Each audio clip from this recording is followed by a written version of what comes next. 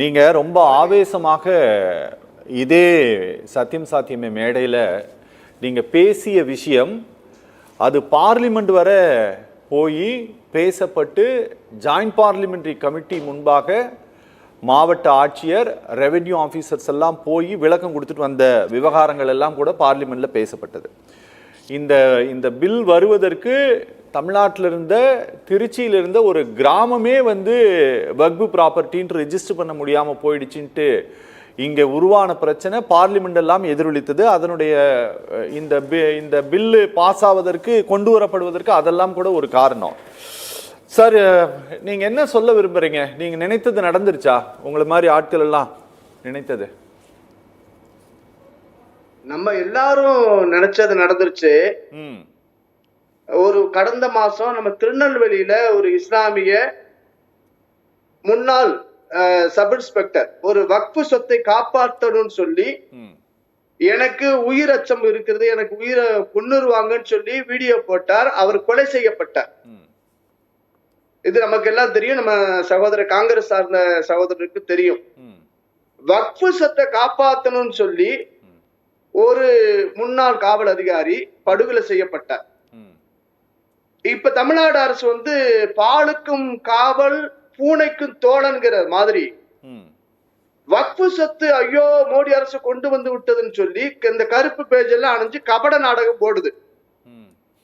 இப்ப வக்ஃபு சொத்தை காப்பாத்தணும்னு சொன்னா தன்னுடைய உயிர் கொலையாக போகுதுன்னு சொன்னபோது அந்த நபரை பாதுகாத்திருக்கணுமா இல்லையா? இந்த வக்ஃபு சொத்தை ஆட்டையப்பட நினைச்ச திமுக காரனுக்கு எதிராக இந்த சட்டம் இருக்கு. இஸ்லாமிய மக்களுடைய அறங்கள் தர்மங்கள் தொடரப்பட வேண்டும்.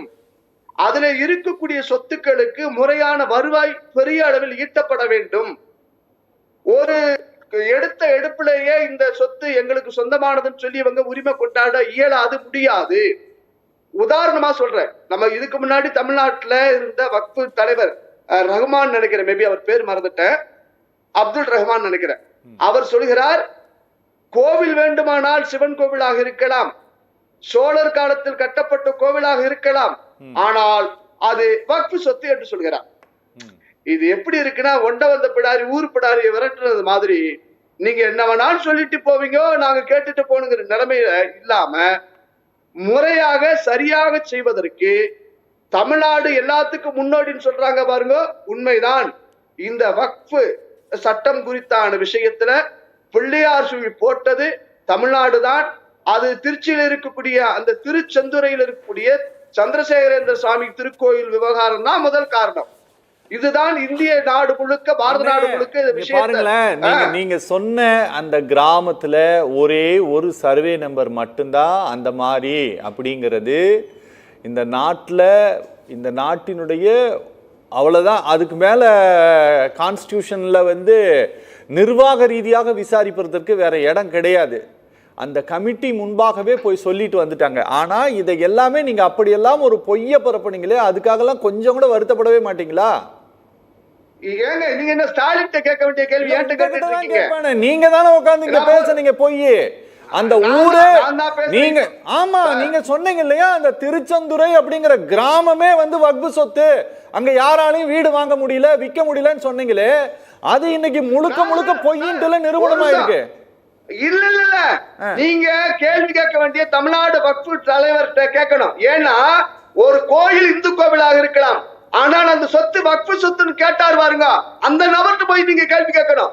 சோழல் கொடுத்து கொடை கொடுத்த கோவில், அந்த நிபந்தங்கள் கொடுத்த அந்த ஊரு கோயில், அது எப்படி வக்ஃபு சொத்தா வரும்? இதை கேட்க மாட்டீங்களா நீங்க? ரெண்டாவது கேள்வி கொஞ்சம் பொறுமையா நான் என்னுடைய பதில் சொல்றேன். எக்கோ அடிக்குது எனக்கு, கொஞ்சம் குறைங்கப்பா.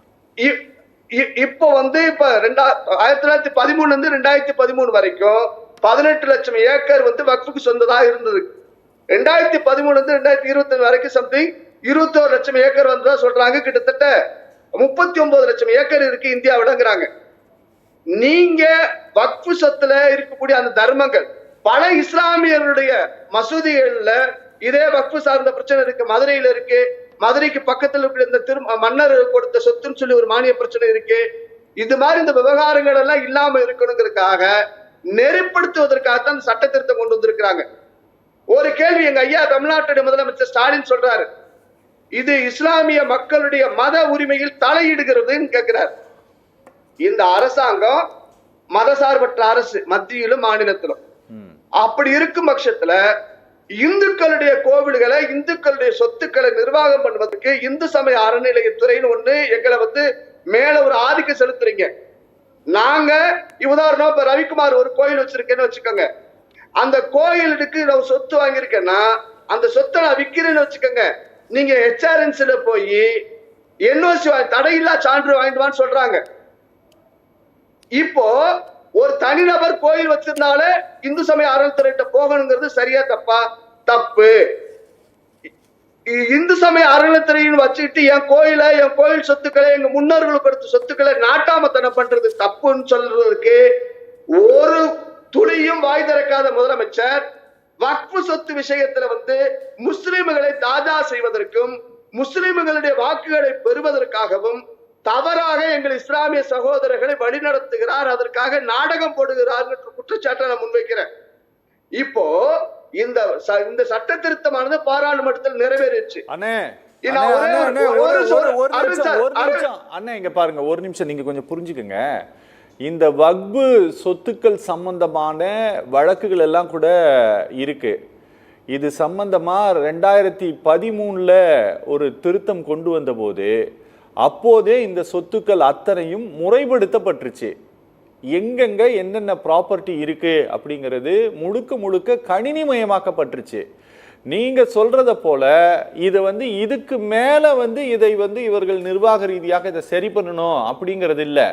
இப்ப இந்த சட்டம் கொண்டு வந்ததுக்கே என்ன சொல்றாங்க அப்படின்னா, இதை முறையாக நிர்வாகம் செய்தால் இந்த நாட்டையே மாற்றி அமைத்து விட முடியும், இதுல இருந்து ரெவென்யூ ஜெனரேட் பண்ண முடியும் தான் சொல்றாங்க. இது இங்க எல்லாமே ஆல்ரெடி ஸ்ட்ரக்சர்டா இருக்குது. ஆனா நீங்க சொல்றது என்னன்னா, என்ஓசி வாங்க சொல்றது அது முறையாக இல்லாததுனால வாங்க சொல்றாங்க.